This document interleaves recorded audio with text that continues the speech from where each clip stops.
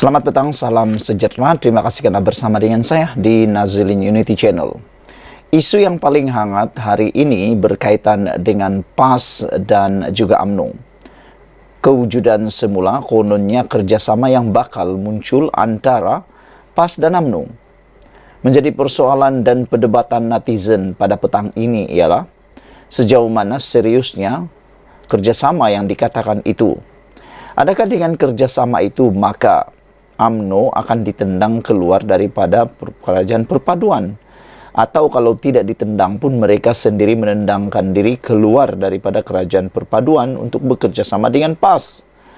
Dengan kerjasama itu, berjayakah PAS dan UMNO membentuk kerajaan? Jawapannya tidak sama sekali. Walaupun UMNO bersatu dan PAS bekerja sama di dalam Perikatan Nasional atau yang dipanggil Muafakat Nasional, pasti dan tidak mungkin akan tumbang kerajaan Madani. Hari ini kita digemparkan lagi dengan satu kenyataan media. PAS cuba pancing UMNO untuk hidupkan kembali Muafakat Nasional. Ada yang meratib, mereka kata, PAS ni tak sudah-sudah nak bermain kolam 2, kolam 3, 3 kolam, 4 kolam, 5 kolam, dan kalau boleh disapu habis semua kolam. Mana yang memberikan manfaat, di situ kolam yang akan diguna pakai. Dahulu mereka guna kolam Muafakat Nasional, sekarang nak guna Perikatan Nasional, sekarang nak hidupkan semula. Itu katanya ramai orang penganalisis politik kata gila talak. Sejauh mana PAS sebenarnya gila talak terhadap UMNO bersatu dan silap-silap hari bulan akan bekerja sama semula dengan Pakatan Harapan. Kerana rekod pernah menunjukkan PAS pernah bekerja sama dalam Pakatan Rakyat. Seorang pemimpin PAS yakin telah ada perbincangan secara tidak langsung di antara pimpinan parti itu dengan UMNO bagi menghidupkan semula Muafakat Nasional. Mursyidul Am Hashim Jasin berkata, ramai masih percayakan pintu Muafakat Nasional belum tertutup dan mahu meneruskan kerjasama yang digagaskan ketika keduanya dalam blok pembangkang sebagai usaha penyatuan ummah pasca PRU 14 yang dimenangi Pakatan Harapan PH. Pertemuan rasmi mungkin belum ada. Tetapi secara tidak langsung saya yakin usaha itu ada di semua peringkat kepimpinan. Mereka masih percaya pintu kerjasama Muafakat Nasional masih belum tertutup, katanya. Rentetan pelbagai isu menyentuh sensitiviti orang Melayu Islam sejak belakangan ini. Saya sudah nampak wujud kesedaran dalam kalangan pemimpin UMNO, katanya menerusi Sinar Harian.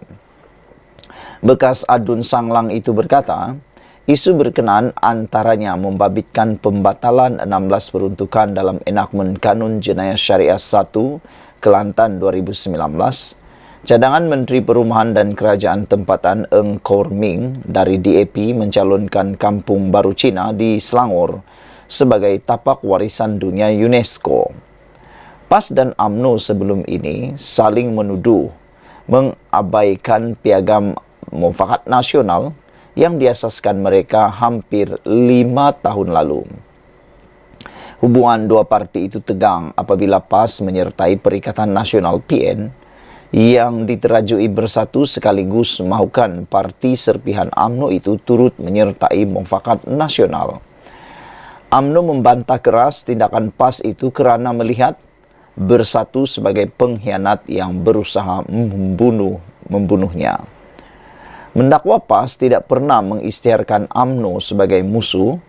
Hasim berkata, kedua-dua parti perlu melupakan persengketaan sesama mereka dengan menjadikan matlamat penyatuan ummah sebagai agenda utama melebihi kepentingan parti politik masing-masing.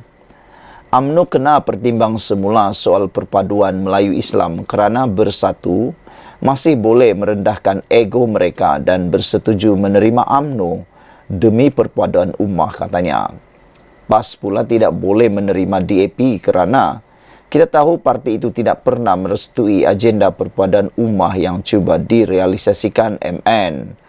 Katanya yang turut mendakwa hubungan UMNO dan DAP sukar dipertahankan susulan pelbagai isu muktahir. Sekiranya PAS benar-benar ikhlas mahu menghidupkan semula MN, parti itu perlu berpisah dengan PN dan bersatu. PAS cuba pancing UMNO untuk kembali hidupkan mufakat nasional. Menjadi pertikaian sekarang ialah sejauh mana, pertama, sejauh mana Zahid Abidi akan kembali semula kepada mufakat nasional. Kerana secara teorinya, mufakat nasional masih lagi hidup dan belum lagi mati. Oleh sebab itulah, adakah UMNO akan dibawa balik ke sana? Jawapannya, 80 hingga 90% tidak.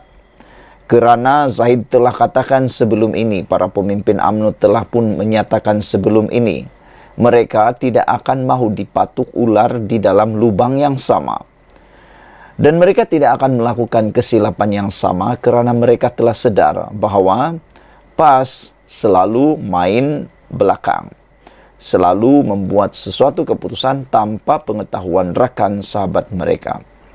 Oleh sebab itulah, UMNO tidak mungkin akan hidup semula dengan PAS dalam mufakat nasional. Yang kedua, UMNO telah memberikan garis panduan bahawa kalau benar-benar PAS ikhlas mahu menghidupkan semula mufakat nasional, maka PAS perlulah keluar terlebih dahulu daripada Perikatan Nasional dan bersatu. Dengan itu, mereka barulah boleh bekerja sama dengan UMNO. Kerana memang kita tahu, UMNO mengatakan bahawa mereka tidak mahu bekerja sama dengan bersatu. Kerana bersatu, ahli-ahlinya ialah pengkhianat daripada parti UMNO itu sendiri. Mereka kebanyakannya datang daripada UMNO dan menurut para pemimpin UMNO termasuk Zahid Hamidi, mereka kata bersatu berniat untuk membunuh UMNO. Itulah yang ingin diusahakan oleh bersatu, yaitu membunuh UMNO itu sendiri supaya bersatu dapat menggantikan mereka atau UMNO. Jadi, adakah PAS sanggup kalau dikatakan oleh pemimpin UMNO ini bahawa beliau yakin ada perbincangan tidak langsung antara pemimpin parti itu berkaitan dengan mufakat nasional, yaitu Mursidul Am Hashim Jassin. Persoalannya, ikhlaskah UMNO untuk keluar daripada Perikatan Nasional, memutuskan kerjasama dengan bersatu untuk menghidupkan semula MN?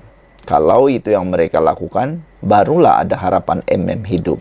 Kalau tidak, sampai ke bila-bila pun tidak akan hidup mufakat nasional.